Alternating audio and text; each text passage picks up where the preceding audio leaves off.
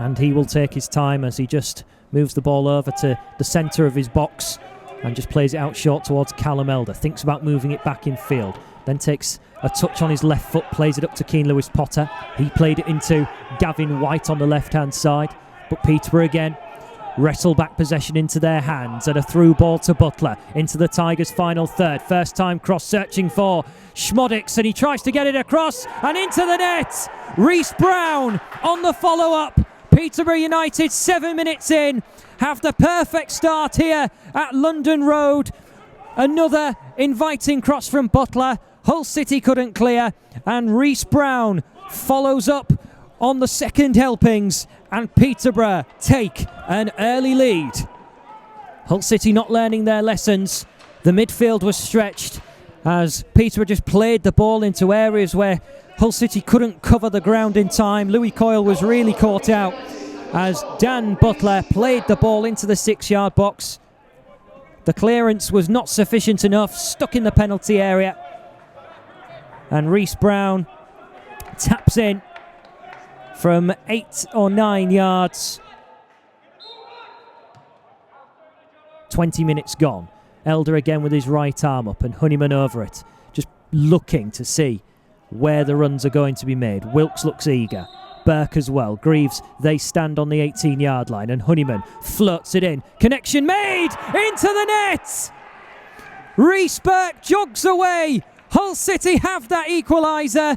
Barely any chances for them, but an equaliser comes for the Tigers, and Peterborough's first real significant set-piece danger to themselves, and Reece Burke comes up with an equaliser. He loves scoring goals this season, and he heads over to Grant McCann with Jacob Greaves, gets some words. Concentration now for the Tigers, who've equalised at 1-1. But as mentioned, Hull City playing with that advantage, and the midfield of Peterborough now is Mason and Brown together in the centre. Ward to the right, Dembele to the left, and Clark Harris up front on his own. Peterborough normally play a 4-2-3-1. They usually play a 3-4-2-1 as well. But they're going a bit more traditional. Now they're down to 10 men as Hull fire the long ball forwards. White picks up the scraps into Coyle on the right-hand side. He moves centrally towards Doherty, who's 25 yards out. Touch onto his left foot, tries to slot it through for Elder. Fizzing ball across and into the net! Hull City go 2-1 up. Keane Lewis Potter takes the plaudits. 3 minutes in, Hull City have the perfect start to the second half. The game is there for the taking, and on evidence of this, they are going to take it if they can carry on in this nature. Keane Lewis Potter makes it Peterborough 1, Hull City 2. A goal that will do his confidence the world of good as well. Had to be on the bench on Saturday, brought back in, and with his only real chance of the game, he's come up with the goods to put Hull City in front. Hull City can maybe hit Peterborough on the break as they win it back. Honeyman towards the left-hand side for Wilkes. A little slip from Kent. Honeyman not giving up inside the penalty area. He's won a penalty. George Honeyman gets around Kent and then goes over just inside the box.